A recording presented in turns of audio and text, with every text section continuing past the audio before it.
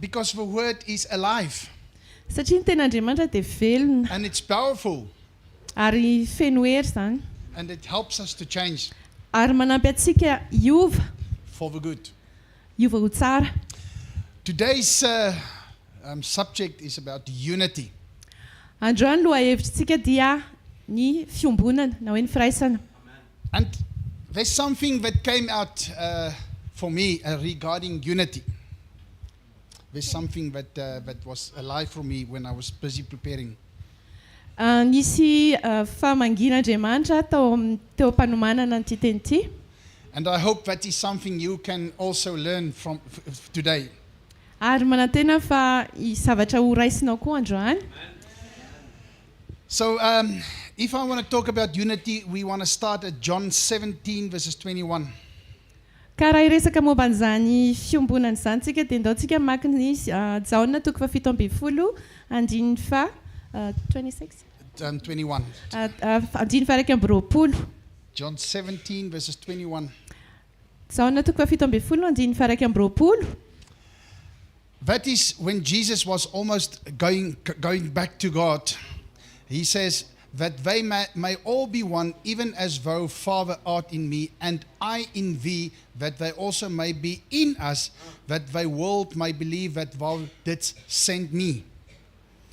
Say vavaka Jesosy talohany verena tany amiray hoe mba ho iray ihany izy rehetra tahaka anao ray ato amiko ary zao koa ao aminao mba ho ao amintsika koa izy mba ho inoany izao tontolo izao fa ianao no naniraka. So here he say that we all must be one. Eto dia miteny Jesosy hoe tsika rehetra dia mila iray ihany. Yet in many places in the world I've seen, even in the church, Nefa na izany ara dia betsaka ny toerana hitako manerana izao tontolo izao eny na dia ao anaty fiangonana aza that there's a lot of differences. dia tena be dia be ny fizarazarana. They don't agree. Tsy mifanara-tsaina. Some people baptize the babies, Misy ny olona sasany manao batisa zazakely and some people baptize when they are adults. ary ny sasany manao batisa olon-dehibe. And then they sometimes argue who is right and who is wrong. Ary dia matetika ary izy ireo miady hevitra hoe izay ny marina ianareo ny diso. And I want to tell today, I've got no opinion. And? I've got no opinion. Dia misy koa ny hoe za tsy manana hevitra na inona iny. I only follow the word. Fa za pastor Mandorza zany za dia manaraka ny teny fotsiny. And as the word, it stands there. Ary araka izay lazainy ten'Andriamanitra. So now Jesus is saying that they all must be one. Fa Jesosy dia miteny hoe ny rehetra dia tokony ho iray ihany. As I was in you, Father, tahaka izay ao aminao ray you are in me, dia ianao ato amiko and I am in them. ary izao ao amin'izy ireo. So the question is, Ny fanontaniana dia hoe how can there be disunity if the Father is in us? fanontaniana dia hoe ahoana no mahatonga an'ilay hoe fizarazarana nefa ato amintsika Kristy nefa ato amintsika ny the word. Yeah. There's only one God, and there's one word, and there's one Spirit. Nefa teny iray ihany Andriamanitra iray ihany fa na iray ihany no ao amintsika. You want Michael to take it? Yes, please. Thank you. Ms. Sotra Betsika, let's give her a hand for helping. And now it's Michael's turn to say sorry he's late. That's also part of unity. We forgive you, Michael. Thank you. Don't do again. Okay, so let's continue. Let's go to John 17 verses 22 to 23. Jerentsika ao amin'ny Jaona 7:20 ny andininy faharoa amby roapolo sy ny andininy fahatelo amby roapolo. And the glory which thou hast given me, I have given unto them, that may be one, even as we are one. Efa nomeko azy ny voninahitra izay nomenao ahy mba ho iray izy tahaka ny maha-iray atsika. And here you can hear the heart of Jesus. Eto dia eninao ny zavatra ao am-pon'i Jesosy. Saying, Father, as we are one, dia miteny hoe ray eo tahaka ny maha-iray atsika. I want them to be one. Dia tiako koa izy ireo iray. So my question sometimes is, where does the fight comes from? dia nyfanontaniako indraindray dia hoe aizaka ny fehivian'le ady It's because we are not spiritually growing towards God. satria indraindray tsika tsy mitombo ara-panahy manakaiky an'Andriamanitra. We think the only thing in Christianity is to give your life to Jesus. Dia indraindray tsika mieritreritra foana hoe ny zavatra anankiray tokana ao anatin'ny zany hoe maha-kristianina zany dia manolotra ny fiainantsika ho an'i Jesosy fotsiny. That's very important. Tena manan-danja zany. But then, Fa avy eo something is happening after that. misy zavatra mitranga ao aorianan'izay. First, our spirit is reconciled with our Father. Dia ny voalohany dia ny fanahintsika dia mifandraindray amin'Andriamanitra raintsika. And we become one with Him as we have read now. Dia lasa iray amintsika tahaka ny zavatra nivakintsika teo. And then in Colossians 2, he also says he's changing us to take away our sinful nature. Dia ao amin'ny bokin'ny Kolosiana izy miteny izy manovantsika hanala an'le toetra feno fahotana nanantsika taloha. And that is the process. Izay le dingana. But let's read verses 23. Dia vakintsika indray ny andininy 7:20. In them and thou in me, that they may be perfected into one, that the world may know that thou did send me, and loved them, even as thou loved me. Izao ao aminy ary ianao ato amiko mba ho tanteraka ho iray izy, mba ho fantatra izao tontolo izao fa ianao efa naniraka azy sady efa tia azy tahaka ny itiavanao ahy. So here he's saying that the world will see Eto izy dia miteny hoe izao tontolo izao ahita that you are in them. hoe ianao ao aminy. So you understand, that's why we should react differently. Dia azonao tsara ve hoe inona kay maninontsika no tokany amaly amin'ny fomba hafa mihitsy. And that's why the last couple of days and weeks and months and years, even the pastors here are talking to us regarding what we are and how we're supposed to be. Dia tao anatin'ny herinandro sy ny andro sy ny taona sy ny volana tany aloha tany dia niresaka foana ny mpanompon'Andriamanitra teto amin'ity toeranyity hoe izy sika dia ohatrany ahoana ny fomba tokony ataontsika manoloana an'izany. You agree that we should change? Ianao ve manaiky hoe tokony hiovitsika? You agree that all of us has sinned? Dia manaiky daholo hoe efa nanota daholo tsika rehetra. And all of us has fall short of the glory of God? Dia tsika rehetra samy tsy misy mendrika amin'ny voninahitr'Andriamanitra. So we must help each other in spirit and in truth to change towards what God is. Dia tokony mifanampy ao amin'ny fanahy sy ny fahamarinana anatratra ilay toerana misy an'Andriamanitra. Let's read verses 24. Vakintsika ny 4:20. Father, I desire that they also whom thou hast given me be with me where I am, that they may behold my glory which thou hast given to me, for thou loved me from the foundation of the world. Raha eo tiako mba ho any amiko amin'izay toerako izay nomenao ahy, mba hahita ny voninahitro nomenao ahy izy, fa efa tia ahy ianao ary fony tsy mbola ary ny fanorenan'izao tontolo izao. Afaka hovaina aina ivy le anazy. Zafady tsisy. So he was talking about to be one. Izy zao miresaka hoe iray. And then the glory of God will come upon us. Dia avy eo le voninahitr'Andriamanitra tonga eo amintsika. And God's love will be shine through us. Dia ny fitiavan'Andriamanitra amiratra eo amintsika. That's quite a big promise. Ohatrany hoe fampanantenana tena ngezange zany. That's something to look forward to. Zany dia zavatra ohatrany hoe tianao hita. Let's read verses 25. Vakintsika ny 5:20. Our righteous Father, the world knew thee not. But I knew thee, and these knew that thou didn't send me. Ray marino tsy nahalalanao zao tontolo zao fa izao nahalalanao ary reto efa nahalala fa ianao no naniraka.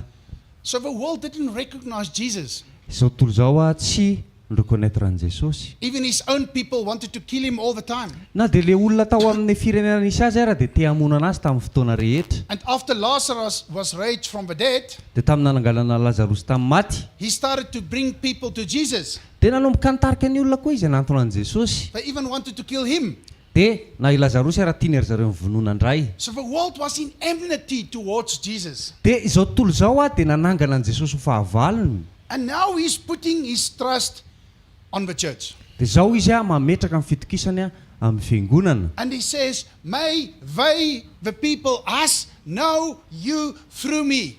Dia hoy izy hoe aoka ny olona isika izay mahafantatra ho iray afantatra anao amin'ny lalako. If they have seen me, Raha ohatra hoe nahita izy ireo they have seen you. dia efa nahitanao koa. And if they have seen you, Dia raha nahitanao izy you will be in them, dia ianao hitoetra ao aminy. and the world will see them the way they should. Dia izao tontolo izao ahitany ry zareo amin'ny fomba tokony ahitana azy. Because Jesus came to save the world. Satria Jesosy tonga hamonjy an'izao tontolo izao. Let's read verses 26. Vakitsika any 19:20. And I may know unto them thy name, and I will make it known that they love herewith thou lovest me, may be in them, and I in them. Ary efa nampahafantariko azy ny anaranao ary mbola nampahafantariko ihany mba ho amin'ny fitiavana izay nitiavanao ary izaho koa ao aminy. So here he says that the love Eto izao miresaka momba an'ilay fitiavana will be in them, hoe hitoetra ao anatiny. and I will be in that. Dia hoy izy Jesosy hoe zaho ao anatin'izay fitiavana izay. So church, to summarize, Ry fiangonana ho fitiantsika ilay izy. we are the church, Isika ny fiangonana.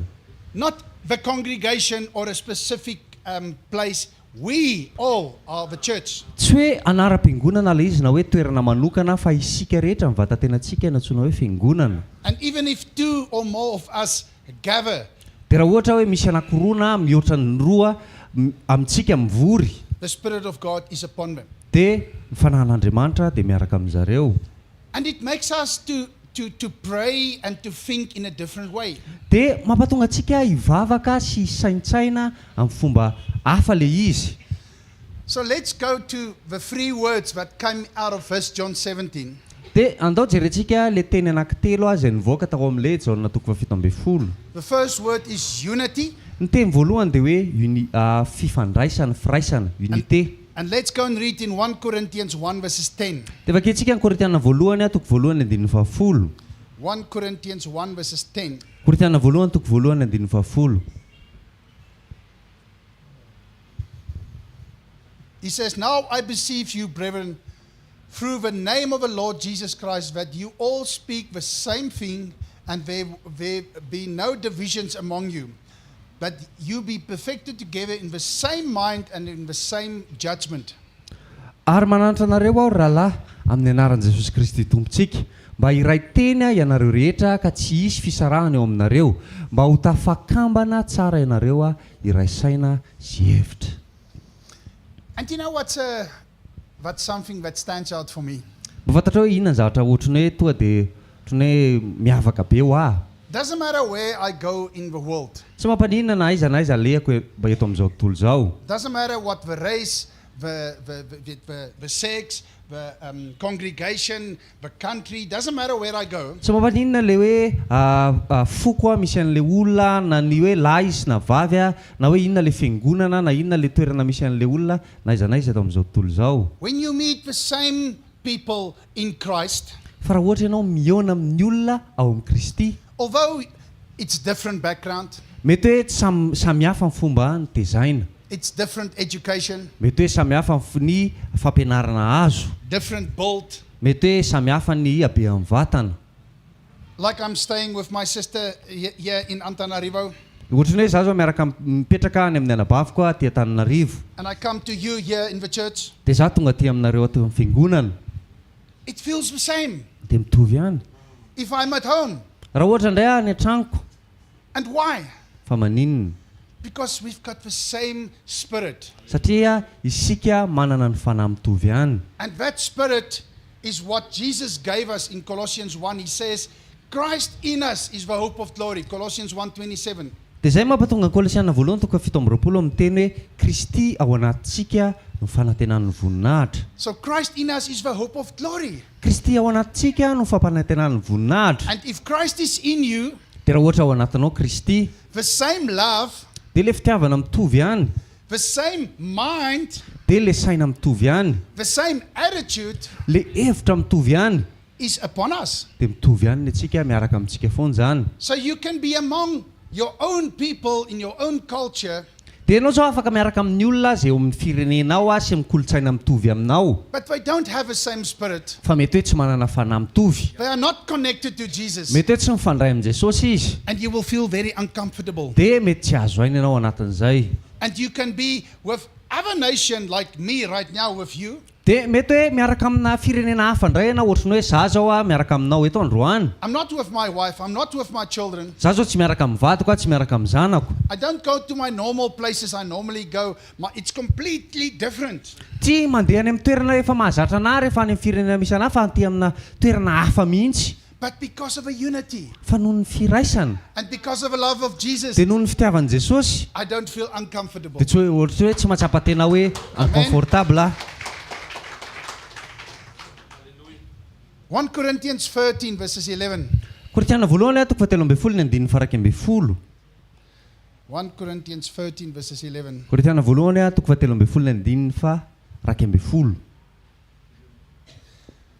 When I was a child, I spoke as a child. I felt as a child. I thought as a child. But now I become a man. I have put away childish things. fa fony mbola zaza aho a dia ny teny toy ny zaza ny hevitra toy ny zaza ny sainy toy ny zaza fa noho ny efa lehibe aho a dia nariko ny fahazazana So, again, it's something that we put away. It's something that you're getting like a adult in Christ. dia verina indray hoe ito a dia zavatra ohatrany hoe misy zavatra mila alanao a mba hahatongavanao a olon-dehibe ao amin'ny Kristy Let's read Acts 4 verses 32. vaketsika ny asan'ny apôstôly toko faefatra ny andininy faharoa amby telopolo Acts 4 verses 32. asan'ny apôstôly toko efatra ny andininy faharoa amby telopolo And the multitude of them that believe were one of heart and soul, and not one of them said that aught of the things which he possessed was his own, but they had all things common. ary ny ray fosy fanahy ny olona rehetra izay nino ary tsy nisy nanonona ny fananany ho azy a na dia ray aza fa niombolany avokoa ny zavatra rehetra nananany And it's something, again, he says, they were all one in heart and soul. dia eto miverina indray le izy hoe ny ray foa sy fanahy ny olona rehetra Philippians 2 verses 2. filipianina faharoa toko faharoa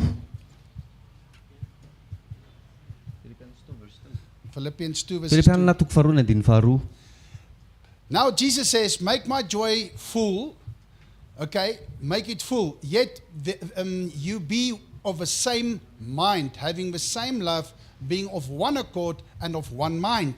dia tanterao a ny fifaliako a mba hiraisanareo saina miray fitiavana miray fo miray hevitra So it makes Jesus happy if we've got the same mindset and the same love. mafaly an' jesosy zany hoe isika manana fitiavana mitovy zany a sy manana fisainana mitovy zany And we are striving towards that. dia isika rehetra dia miezaka hanatratra an'izany Matthew 18 verses 19. matio a toko valo amby folo ny andiny fasivy amby folo Matthew 18 verses 19. matio a fa valo amby folo ny andiny fasivy amby folo And I say unto you that if two of you shall agree on the earth and touching anything they shall ask, it shall be done for them of my Father who is in heaven. ary lazako aminareo a koa raha misy roa aminareo mifanaiky ety ambonin'ny tany na amin'inona na amin'inona ka mangataka izany dia ho azony a avy amin'raiko izay any an-danitra izany Yeah, Jesus gives us the insurance eto jesosy dia manome a toky atsika that where two or more agree, hoy izy hoe raha misy anankiroa mifanaiky they can ask anything and I will give it to them. dia hoy izy hoe afaka mangataka na inona izy a dia omeko azo le izy And sometimes people tell me, but sometimes it doesn't happen. dia indraindray ny olona mitena anahy fa maninona ary le izy indraindray ny tsy mitranga I say to them, okay, did you agree on the subject? dia hoy izy hoe nanaiky tamin'ilay loha hevitra fotsiny ve nareo Or did you agree in the way of thinking, in the same mind, in the same love through Jesus? dia sa hoe mifanaiky nareo a tamin'le fisainana mitovy a le saina le hevitra mitovy a sy le fitiavana mitovy tao amin'i jesosy You understand the difference? azonao ve fa samihafana So me and Michael, we can now agree that we must pray for Zao and we pray in the name of Jesus, but nothing happens. dia ohatrany hoe afaka mifanaiky sa zay sy maiko ilay vavaka ao pasteur jao hoe dia aveo le izy tsy mitranga akory nefa zay mivavaka amin'ny anaran'i jesosy For me, it's not about that. ho anahy le izy tsotra zay For me, it's about the fact that he says, where two or more gather in his name, and agree. Ohatry izy hoe raha misy roa na mihoatra an'izay a mivory amin'ny anarany a dia mifanaiky amin'ny zavatra anankiray a dia ho ataon'ilay izy. I must know Michael. Mila fantatra aloha Michael. He must know me. Dia za koa mila mahafantatra azy. I know his heart is to serve God, to be one in him. Dia ny fantatra hoe ny fony a dia iray amin'Andriamanitra sy iray aminy. And it's the same with me. Dia mitovy amin'izay ihany ny amiko. Sometimes when people ask me to pray for somebody in the hospital, Nandray ny olona manontany anahy miteny anahy mangataka amiko hivavaka ho an'ny olona any amin'ny hopitaly. I ask the family, what do you want me to pray for? Dia manontany an'ilay any koa ianareo hoe inona kay no tianao hoentiko ambavaka. And one person says this, another person says this, and another person said that. Dia misy anankiray miteny hoe zao no lazainy ny anankiray dia zao no lazainy ny anankiray dia zao no lazainy ny anankiray. I said, no, before we pray, Dia zay alohan'ny anombohantsika hivavaka aloha you gather, ndala aloha nareo mivory you pray, dia mivavalo and then you tell me what you agree upon. dia avy eo nareo miteny amiko hoe inona ny zavatra ny fifanekenareo tao. And then one of you can come with me, we go and we pray. Dia ny ray aminareo amin'izay aorianan'izay miaraka amiko dia mandeha tsika dia mivavaka. It's like asking God, please let my team, my soccer team must win. Dia ohatrany hoe mangataka amin'Andriamanitra ianao hoe Jesosy ataovy mandresy ny ekipa mpanao baolina anay. But in the other team, somebody is also praying, please God, let my soccer team win. Fa any amin'ilay ekipa adverse koa nge mba mivavaka koa ilay olona hoe alao mba aresy ny ekipany. Which one must win now? Dia izy amin'izay raha ilay tokony andresy zao. And that's why I tell people, you cannot pray for that. It's not fair. Dia afaka mitenin'ny olona ianao tsy afaka mivavaka amin'ny zavatra ohatry izany ianao satria indraindray ilay izy tsy mety. You can pray against your boy not getting hurt or may he have a good game. Dia afaka mivavaka ianao ho an'ny zanako lalao ohatra hoe mba tsy haratra izy eny am-pilalovana na afinaritra ny lalaoany. Or you can enjoy. Mba ahafahany mifaly ao anatin'izay. The point I'm trying to make is it's very important to understand the fact that we should agree.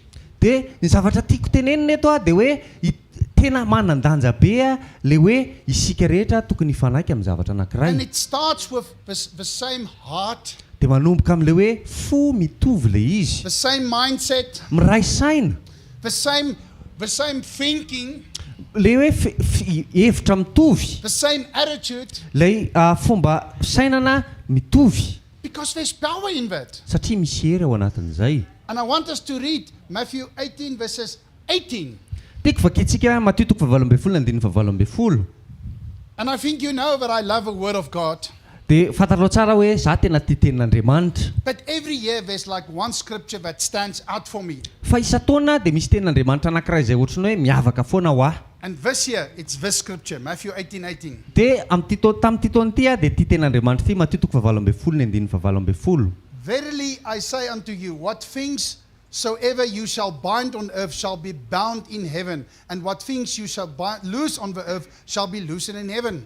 Lazako aminareo marina tokoa na inona fehezinareo etỳ tany dia ho fehezina any an-danitra ary na inona vahanareo etỳ tany dia ho vahana any an-danitra. And why this scripture is so important for me regarding unity today? Fa maninona kay io ten'Andriamanitra io no manan-danja be amiko momba ny hoe unité androany. It's good to be dependent on Jesus. Tena tsara be zany hoe miankina tanteraka amin'i Jesosy zany. It's good to be humble. Tena tsara be le hoe manetry teny ianao. It's good to be attached in the vine. Tsara be le hoe ianao miray amin'ny voaloboka. But there comes a time Fa misy ny fotoana when we need a scripture like this, hoe tena misy tenin'Andriamanitra ohatry zao mihitsy ilaitsika. that we do not pray, Jesus, please let this happen. Dia tsy vavaka tsika hoe Jesosy mba miangavy ataovy mba mitranga anie le zavatra ohatry zao hoe. Now you see somebody that's in bondage. Ianao zao ohatra hoe mahita olona voafatotra. You see somebody like this lady I'm going to testify on Saturday that is in bondage quite severely, that she doesn't want to live anymore. Dia ohatrany hoe mahita olona tahaka an'ilay vehivavy anankiray izay ijoroako vavolombelona amin'ny sabotsy zao fotoana miaraka can I explain to them because they don't know. Fotoana miaraka amin'ny transoa ao amin'ny trade tower eny Ivandry ao amin'ny lasity angamba izy raha tsy diso manomboka amin'ny 10 maraina. Fotoana iarahana amin'ny Mainderta resaka momba ny hoe ho fantatrareo ny marina dia ny marina ny afaka nareo tsy andeva ho an'ny olona ohatrany hoe voahilikilika sy ny ratraina sy ny tariny ireny olona zay. Dia misy an'ilay vehivavy zay hoe ijoroany vavolombelona amin'ny sabotsy vehivavy ohatrany hoe nisy zavatra nitranga teo amin'ny fiainana dia na izy ara tsy te hiaina ntsony. So with this lady, Tamin'ny vehivavy io for 2 years she went to psychologists, she went to hospitals, she couldn't get free. nandritra ny rotoana izay vehivavy izay nakany amin'ny psykologa, nakany amin'ny hôpitaly fa tsy nety afaka mihitsy. She couldn't live with it anymore Dia tsy vita ntsony ny aina tao anatin'izay zavatra izay. because they didn't catch the guy who raped her. Satria tsy voasambotra lehilahy izay nanolana azy. And I was ministering to her, Dia za nanomboka nanao safanimpoana niaraka taminy. and when we get a point of agreement, Dia rehefa tonga tamina fotoana amin'izay izay hoe afaka nifanaiky, I was using the word of God dia nampiasaiko ny tenin'Andriamanitra, and using Christ in me dia nampiasaiko le Kristy ato anatiko, to speak life over this lady dia nanonona fiainana tamin'ny vehivavy io and to break that bondage sy hanapaka an'le fatorana and to set her free. mba hanafaka azy. And it was so powerful Dia tena nisy heriny be le izy. that she phoned me afterwards and she says she's never felt like this in years. Dia ozy izy hoe tsy mbola natsapatra zavatra ohatr' izany nandritra ny taona maro izay. And church, Fiangonana in obedience towards God amin'ny fankatoavana an'Andriamanitra and in humbleness, sy amin'ny fanetretena, she said to me, Minded, when I met you, ozy izy hoe mainderita tamin'izany niona taminao I met God. nahita an'Andriamanitra. Minded, when I met you, I met God. Ozy izy hoe mainderita tamin'izany niona taminao dia niona tamin'Andriamanitra. Now I believe in God. Ozy izy hoe zao mino an'Andriamanitra. For the first time in my life, I understand God. Dia ozy izy hoe voalohany tamin'ny fiainako natakatra an'Andriamanitra. For the first time, I know the authority God has given to us. Voalohany tamin'ny fiainako nafantatra ny hoe fahefana izay omen'Andriamanitra antsika. And I strive towards that. Dia ozy izy hoe miezaka mafy natratrarako an'izany. Now you must remember, this lady was in church Fa tadio tsara fa io vehivavy inge mpivavaka tao am-piangonana. before she was raped. Talohan'izy voaolana. But then suddenly, everything was just like nothing in her. Fa tampotampoka teo dia ohatrany hoe tsy nisy dikany taminy zavatra rehetra. She was even angry at God. Izy ara-tezitra tamin'Andriamanitra mihitsy. But church, when Jesus is in you Fiangonana rehefa ao anatinao Jesosy and you want to go to sleep, dia ianao andeha atory, He will start to speak to you. dia hanomboka hiresaka aminao izy. You should just recognize that He's in you. Mila fantatrao fotsiny hoe ao anatinao izy. And what He speaks is the truth. Dia ny zavatra teneniny dia ny fahamarinana foana. No man can bring that truth other than Jesus. Tsy misy olona zany afaka mitondra fahamarinana tanteraka ankoatran'i Jesosy. So this scripture, He says, Ty ten'Andriamanitra teneniny ty dia zao. what we bind on earth Izy hoe nininona fatorantsika ty ambonin'ny tany will be binded in heaven. dia ho voafatotra zany any an-danitra. What we lose on earth Nininona vahantsika ty an-tany will be loosed in heaven. dia ho vahana any an-danitra. Can you understand the authority God gives to us? Mba azonao ve zany fahefana omen'Andriamanitra antsika zany? But first, Fa voalohany aloha, the word was all the time in all the scriptures I gave this morning. It's the mind. dia le teny miverimberina foana androany maraina dia le hoe le saina, It's the mind. le saina, The mind. le saina. The spirit is the same. Le fanahy mitovy foana, But what let you grow fa ny zavatra manampy anao hitombo is first Romans 12 verses 1. dia voalohany aloha Romanina toko faharoa folo any dia ny voalohany. First you have to give yourself as a living sacrifice. Voalohany aloha atolotra ny tenanao ho fanaritra velona. Church, if you don't do that, Fiangonana raha tsy ataonao zany, you will be on the same place today, next year, the year after that, you will be on the same place all the time, reacting in the same way all the time. ohatrany hoe mandeha ianao fa mijanona eo amina toerana anankiray, ohatrany hoe mihetsiketsika fotsiny ianao nandritra ny taona maro ianao manao fihetsiketsehana fotsiny fa tsy mandroso mihitsy. And the question is, who's changing you? Ny fanontaniana dia hoe iza no manova anao? Is it you or is it God? Ianao sa Andriamanitra? Romans 12:2, you know it's one of my favorites as well. Romanina toko faharoa folo ny andininy faharoa, fantatrao fa tena tiako be io ten'Andriamanitra io. Verses 2. Ny andininy faharoa, Then he said, and be not fashioned according to this world, but you be transformed by the renewing of your mind, that they may prove that is good and acceptable and perfect will the will of God. ary izay manaraka amin'ny fanaon'izao tontolo izao fa mivaha ny fanavaozana ny saina. Ahafantaranareo ny sitrapon'Andriamanitra dia izay tsara ankasitrahana ny marina. And love for me, Ankonana. That's why I speak so much about the psychology of the way we are. Dia zay mampatonga anao hoe miresaka foana ny amin'ny ao amin'ny saina sy ny fomba nanamboaran'Andriamanitra anao. Because the spirit is clean. Satria ny fanahy madio. The spirit is true.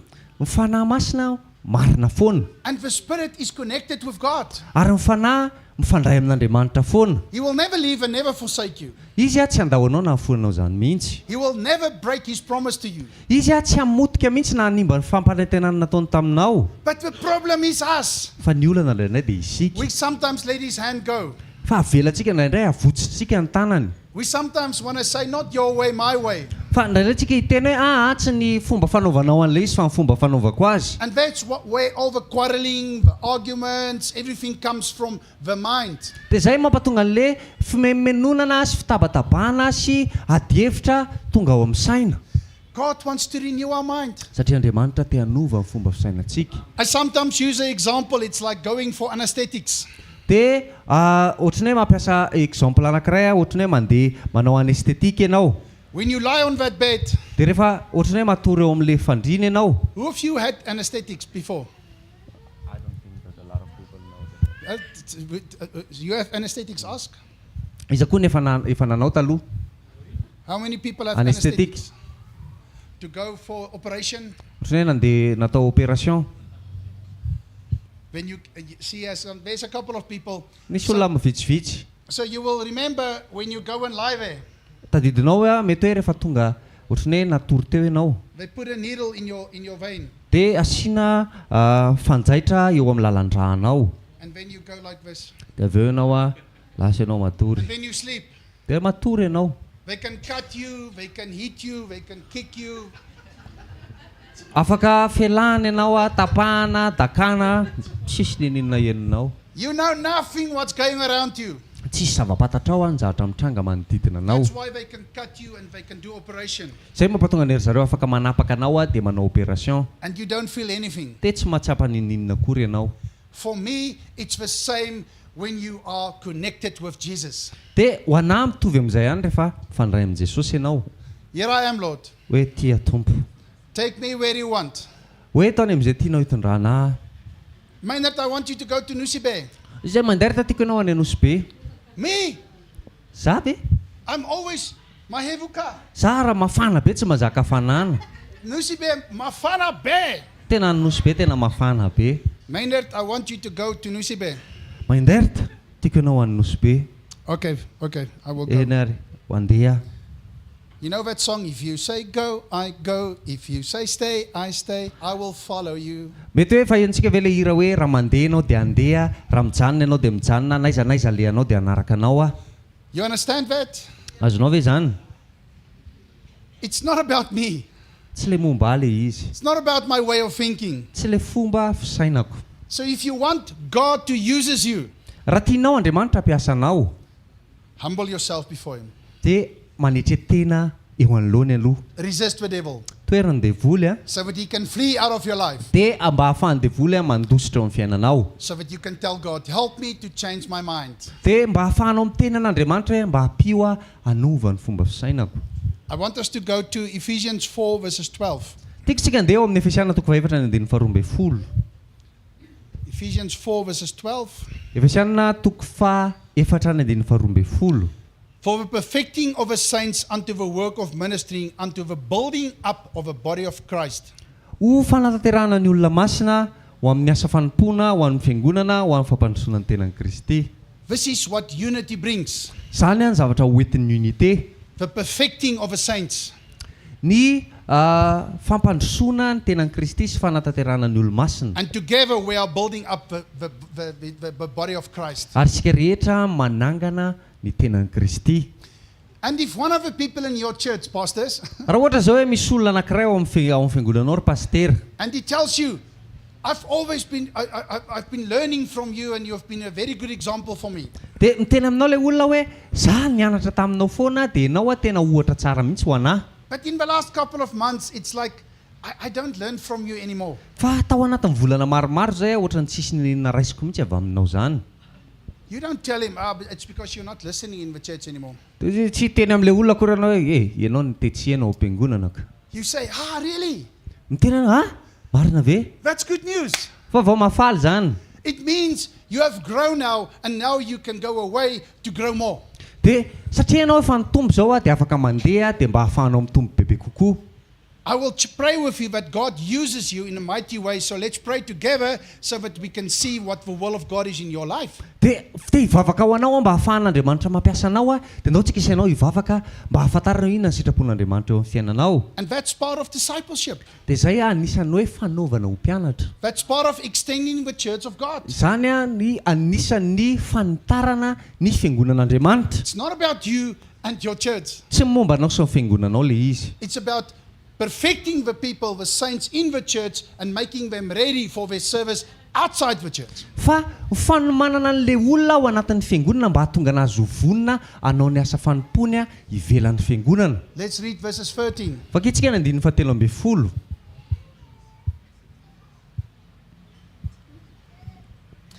Till we all attain unto the unity of the faith and the knowledge of the Son of God, unto full-grown man, unto the measure of stature and the fullness of Christ. Mandrapahatonga antsika rehetra ho amin'ny firaisan'ny finoana sy ny fahalalana tsara ny zanak'Andriamanitra ka ho lehilahy lehibe mahatratra ny ohatra ny alehibe ny fanehoan'ny Kristy.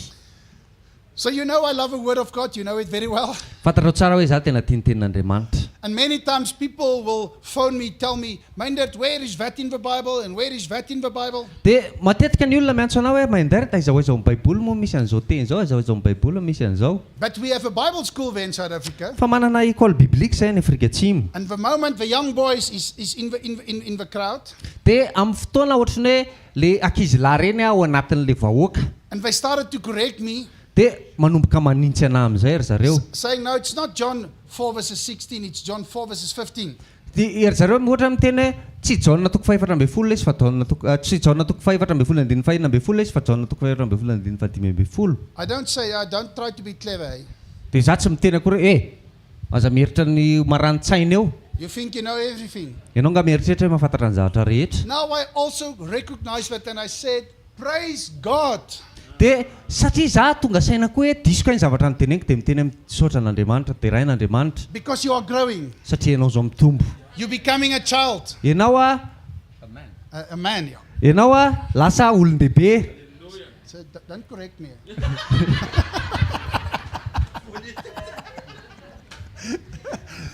And that is what it's all about. It's not about me. De zay le izy tsy hoe le momba ahy. I'm dead. Za efa olona efa That's maty. why he said, give yourself as a living sacrifice. Zay mampatonga ny Baiboly miteny hoe atoloro ny tenanao fanatitra velona. It's Christ living in me. Fa Kristy izay velona atao anatiko. And that's the spirit of truth. De zay le fanahy fahamarinana. Not the mindset of Mindert, Tsy le fomba fisaina amin'ny Mindert the spirit of truth. fa ny fanahy fahamarinana. Amen. Amen. Verses 14. Ny andininy fa 14. That we may no longer be children tossed and fro and carried about with every wind of doctrine, but by the sleight and of men in craftiness after the wills of error. Mba tsy ho zaza intsony isika ka ilangilan'ny ampitambolimbolen'ny rivotry ny fampianarana samihafa rehetra amin'ny saipetsy ataon'ny olona sy ny fiendreny anatanteraka ny hevitry ny famitahana. Now that young people in the Bible school, Reo ankizy lahy ao anatin'ny Baiboly, ao anatin'ny école biblique reo. when they get to a point where they phone me Rehefa tonga ny fotoana etsony anahy, and says, Mindert, miteny hoe Mindert, Uncle Mindert, sorry, because they are young. miala tsiny tatoa Mindert satria ery zareo mbola tanora. I have learned this and this and this and this and this. I just want to confirm this with you. De ozy izy hoe za nianatra n'zao fa tiako mba azo antoka tsara ty zavatra anankiray ty miaraka aminao. I can see they're getting stable. Hitako hoe manomboka efa milamina tsara ny ara-panahin zareo. On a rock. Joro tsara sy mifototra tsara amina vatolampy. And that rock is the word of God. Ary zay vatolampy zay de ny tenin'Andriamanitra. And the foundation is Jesus Christ. Ary ny fototra de Jesosy Kristy. And the walls is truth and relationship. De le rindrina de le fahamarinana sy le fifandraisana. and the top part and the roof is understanding. dia ilay tafo sy le eo ambony dia ny fahatakarana. Then that house can face any storm. Dia amin'izay fotoana izay na inona rivodoza dia afaka miatrika an'izany izay trano izay. It can go through any situation and it will stand. Afaka mandeha amina situation zay misy fa hijoro foana izay trano izay. It will be strong. Fa atanjaka foana. And that is where God wants us all. Zay le toerana tian'Andriamanitra isy atsika rehetra. You cannot live in your small house. Ianao tsy afaka ohatry ny hoe iainao anatina trano kely. And every time when the storm comes, you run to the pastor's house. Dia rehefa tonga ny rivodoza na ny cyclone dia lasa ianao mitsoaka ny tranon'ny pastera ny bypass. You see, at one stage you should start to build your own good house like the pastor. Amina fotoana anankiray tokony hanangana trano koa ianao mba mahafinaritra ohatry ny tranon'ny pastera. And that's why he says we will no longer be children in Christ. Dia zay mampatonga ny ten'Andriamanitra hoe tsy tokony ho zaza intsontsika ao amin'ny Kristy. You'll be a brother of Jesus Christ. Fa ho tena rahalahy an Jesosy Kristy isika rehetra. So I want to summarize the unity Tiako fitinina le momba an'le unité. and say unity brings spiritual breakthroughs. Satria ny fifandraisana dia mitondra ohatry ny hoe valim-bavaka. It brings spiritual growth. Mitondra fitomboana ara-panahy. And it also brings blessings in your life. Dia mitondra fitahiana koa izany eo amin'ny fiainanao. Why I say it brings blessing? Fa maninona kay ianao miteny hoe mitondra fitahiana le izy. Let's read Psalm 133 verses 1 to 2. Vakitsika ny salamo toko telo amby telopolo amby zato 133 verset 1 2. And I want to finish off today. Tomorrow we can continue. Dia tiako farana ny androany farapetsika afaka mito.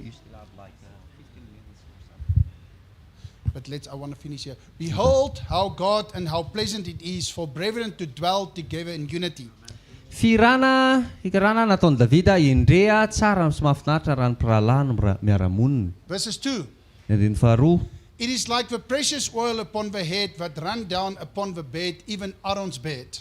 Tahaka ny diloilo tsara amin'ny loha izay mitsororoka amin'ny somotra dia somotra Arona izay misotra ny manamorona ny tongony akanjony. That came down upon the skirt of his garments.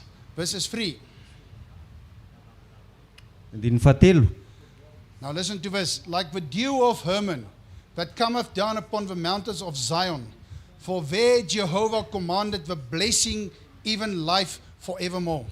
Tahaka ny andro any Hermona izay nilatsaka amin'ny tendrombohitra Ziona fa voadidin'i Jehovah eo ny fitahiny dia fiainana ho mandrakizay. You even remember he gave Joshua Tadidinao Andriamanitra ary nanome an Joshua early in the beginning of his world.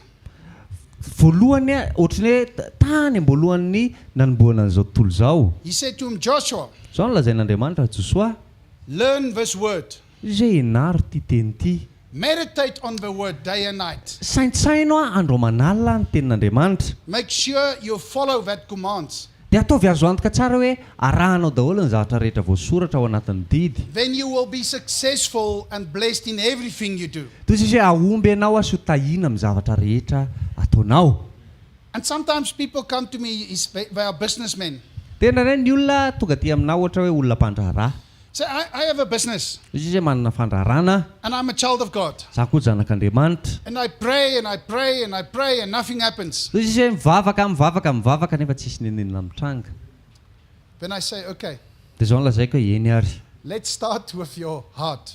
Toy izay alao atombotsika ny fonao aloha. Let's start towards what you think of God. Dia mba anomboantsika azy dia mba alao atombotsika ny amin'ny hoe inona kay ny eritreritra momba an'Andriamanitra. God doesn't say pray for the blessings. Izy hoe Andriamanitra tsy niteny hivavaka ho an'ny fitahiny izany. He doesn't say pray for the business. Izy tsy niteny izay mivavah ho an'ilay fandraharana. He says in Matthew 6:33, seek first my kingdom and my righteousness, and I will add the rest anyway. Dia ozy izy hoe satria dia zavatra tenen'ny ten'Andriamanitra ao matitiko fa ina ny fahatelo amby telopolo hoe ka tsy ao aloha ny fanjakany sy ny fahamarinany dia ny zavatra rehetra ilainao za Andriamanitra manampy azy. He says even before you ask, I know what you want. Ozy izy hoe na alohan'ny angatanao ary dia efa fantatro ke zavatra ilainao e. God knows us, family. fantatr'Andriamanitra tsara tsika ry ankonana. He knows the count of the head of on our head. Fantany tsara koa nisany volo eo amin'ny lohantsika ary.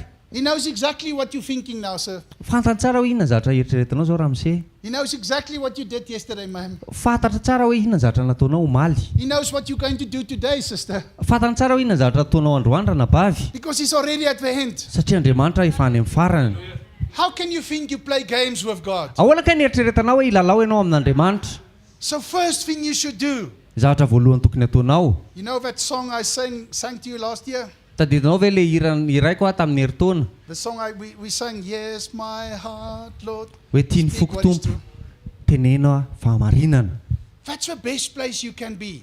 Zany any toerana tsara indrindra tokony hisy ianao. And then when you ask God something, Dia avy eo ary rehefa manontany zavatra n'Andriamanitra ianao, it comes from unity and it comes from love. dia tonga amin'ny firaisana le izy sy tonga pitiavana. And because your heart is pure, Satria ny fonao madio, and because your mindset is already set towards God and the heavenly things, dia satria ny fomba fisainanao efa mipetraka any amin'Andriamanitra sy misaina ny zavatra any ambony, God can even tell you, mind that, just speak it. dia afaka mitena anao fotsiny Andriamanitra hoe mainderta tonono fotsiny le izy. Just speak it. Hoe tonono fotsiny le izy. I have over years, I want to finish off with a story. Ny amaranako azy dia ity tantara ity. I have over years become very sensitive towards something God puts on my heart.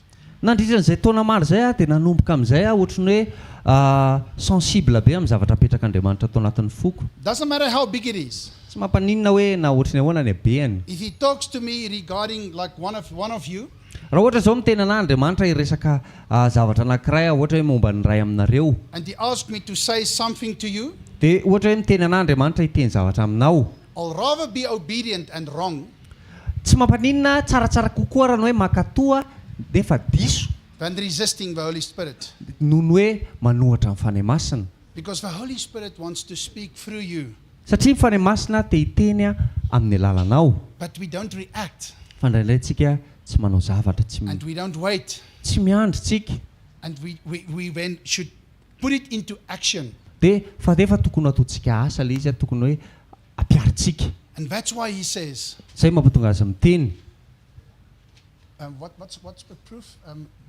Everything and hold the best. That's there's a word in English I'm looking for now. I'll get to it. He says actually you should actually go through anything in any situation, and then you keep the best. Okay. You know the scripture? ohatran'ny hoe ninona zavatra nodalovanao na ratsy na tsara dia ny zavatra tsara foana ny tokony hotazominao. The Spirit just spoke to me in Afrikaans, so I'm not sure about the English word. Ny teny tamiko ohatran'ny hoe miresaka amiko amin'ny teny Afrikansa ny fanahy masina fa tsy haiko manazava anazy amin'ny teny anglais. And that's part of exercising. Fa zany anisany ohatran'ny hoe fampiarana. Exercising your faith and exercising your gifts. Fampiarana ny finoanao sy ny fanomezam-pahasoavana izay anananao. And when the person reacts in a way that says, how did you know that? Dia raha ohatra le olona le teneninao hoe ohatran'ny hoe ahoana ka ny nafantaranao an'izany, Then you know you were obedient. dia amin'izay fotoan'izay fantatra hoe nakatoa ianao. And then you know the Spirit was talking to you. Dia amin'izay fotoan'izay fantatra hoe niresaka taminao fanahy masina. And that helped you to grow. Dia zany manampy anao hitombo. You understand? Azonao zany. Can we pray? Afaka mivavaka isika. But I want us to stand, please. Fa tsika hitsangana azafady tompoko. Father, Raha io, let your kingdom come. aoka ho tonga ny fanjakanao. Let your will be done. Aoka ao atahoana ny sitraponao. Let your name be glorified on this earth Aoka ny anaranao homemboninahitra eto ambonin'ny tany through us. amin'ny alalanay. You gave us your Spirit, Lord. Nomenao anay ny fanahinao tompo. And today, through the Spirit, we want to really recognize that you gave us incredible authority.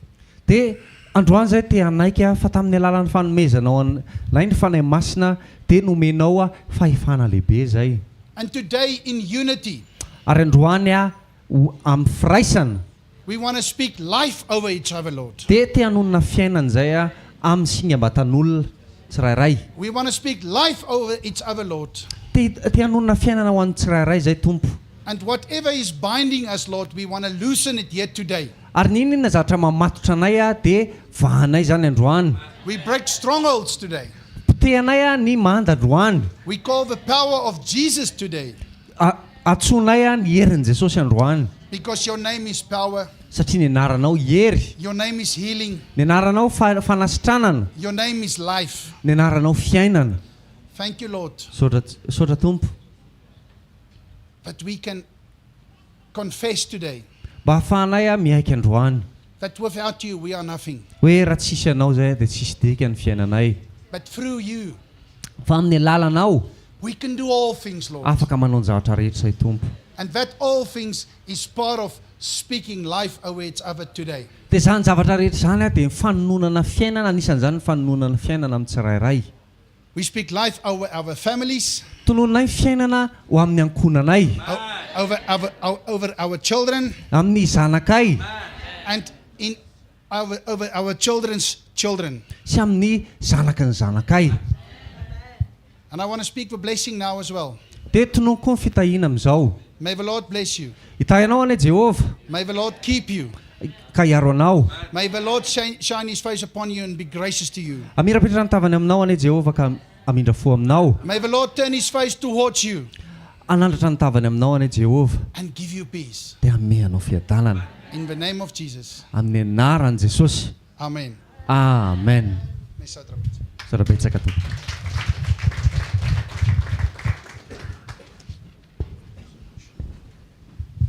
Tiaka mafitsika ho an'i Jesosy a. Mahazo toerana vetivety a, tonga dia hanao fanatritsika. Efa vita teo ny tsodrano a, vavaka fisaorana sisa nataontsika miaraka dia mamakivaky ny tontolo andro tsika miaraka amin'ny hafatra sy ny teny a. Izay nomen'Andriamanitra antsika indray a tamin'ity maraina ity a. Inona ny message androany?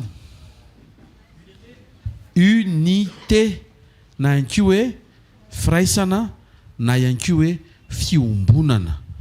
Ary ao maso akaiky zany hoe aiza ho aiza ianao anatin'ny unité. Asio fiombonana ao an-trano, asio fiombonana any am-piasana, asio fiombonana atao amin'ny fanompona eo amin'izay andraikitra ny endrenanao a. Ahoana izy ny mpanompoandriamanitra teo mba hisindro zavatra be deaibe a. Inona izy teo zao? Valim-bavaka, fitombona, fitahiana. Amen. Dia mianatra tsika, mianatra manaiky an'izany hoe fiombonam-po zany a. Ary zavatra mahavariana melohan'ny croisade Grand Rallye de Miracle Juin dia naniraka ny izy ity raha prover Yohana ny tompo a, resaka momba ny unité tamin'ilay séminaire pastoral ny zoma maraina alohan'ny premier jour. Hiatrika soavy boisson indray tsika dia maniraka ny rahalahy mandeha indray ny tompo a, resaka unité. Ianareo hoe mahatonga an'izany ve? Mbola misy zavatra tsy point sao zany dia averina. Ka samy tonga dia mandray an'ilay teny tandrify a, dia aza raisina fotsiny ilay izy dia amenna fotsiny to dia ampiaro ao an-trano. Misy fotoana mila mandevitra ianao a mba ho tanteraka ilay unité. Dikan'ilay unité tsy tonga dia mitovy ho azy mazimazity tonga mitovy saina daholo izay tsisy zany mitovy saina ho azy zany fa misy anankiray tsy maintsy midinao. Ary le maheno sekoly andro amaray io mihitsy le mila midina. Miaino ve tsika? Ndraindray mantsika mananteny vita zay vava tonga any an-trano tao dia manaiky daholo zany ao an-trano, tonga ao an-trano amin'izay a. Combat be sedra satria enao tian'Andriamanitra hidina anaiky a tonga an'le fiombonana sy le firaisan-tsaina ho tena mahazo aina tsara ao anatin'ny fifandraisanao amin'Andriamanitra. Amen. Tandremo ny fifandirana. Tena kaikanao tandremo ny fifandirana hoe a. Azono ny fiombonana hoe. Amen. Amen. Dao tsika hitsangana dia sotra an'Andriamanitra ary a. Sotra ray aminaran'i Jesosy a. Menao teny zay andro amaraina. Aniranao mpanompo zay a. Tairinao amin'ny fahamarinana. Apatsiahivinao le mahatery ao anatin'ny fonao. Tsy le atonga ny fiainanay ho sitrana sy ho afaka fotsiny na le hoe hiainan'le fahafenona sy le valim-bavaka fa le antony andrasanao atonga an'izany hikorina eo amin'ny fiainanay a. Rehefa manaiky zay a ny iray saina, iray fo a, satria efa natambatra ho ankona ny iray a, iray fanahy, iray finoana, iray fomba fijery a, dia misaotra ny amin'ny sekoly maraina tena tonga tety izay ny anatra ary nomenao ny fanahinao nampiasan'ny mpanomponao ampianatra anay misaotra fa manaitra ianao ny isa-tokantrano iaina fiombonana ary mila n'izany fiombonana izany na ny firenenay azy me mazava sy me miariary tompony ny zavatra tsy ampy tokony ho fenoana ary andro amin'ny maraina dia misaotra fa mbola omenao fahafahana izay afaka iainga vaovao ampiainana izany fiombonana izany sady firaisana aminao ahafahanay miteny tahaka ny tsodrano izay fanambaranao teny ambava mpanomponao teo amin'ny anaran'i Jesosy Kristy avy Nazareta. Amen. Ndao tsika hivavaka mba hitateraka ny unité an'ny fiangonana any Soavy masoandro fa io ny asa atrehantsika amin'ny terinandro ity dia asa nato mivavaka. Raha amin'ny anaran'i Jesosy Kristy avy Nazareta, matsiaro ambavaka izay ny fiombonan'ny fiangonana sy ny mpanompon'Andriamanitra any Soavy masoandro amin'izay iraka ny rahanao anay mba hiseho tompo le tahaka ny andro anermona midina midina avy any amin'ny tendrombohitra ziona dia manamando sy manamandimandina ny lohasa dia tahaka izany no irinay mba hanamandimandina ny tanàna ny fiangonana ny mpanomponao sy ireo zanakao ao anatin'izany koa izahay vokatra izany hoe fampianaranao anay iombony izany amin'ny anara maheran'i Jesosy Kristy velona masa sy manan-kery avy Nazareta. Amen. Minaran'i Jesosy amen. Rapitso mbola rapitsika mbola miaraka eto amboary ny fotoananao tena kaikanao amboary ny fotoananao hoe azo amboarina ane io fotoana io hoe amen. Hitanareo misy zavatra reto tena tsy hay raha tsy ianarana ny fisian'ny sekoly vaovao tsara be tiaka mafitsika ho an Jesosy aloha tsy sekoly azy le sekoly rapitso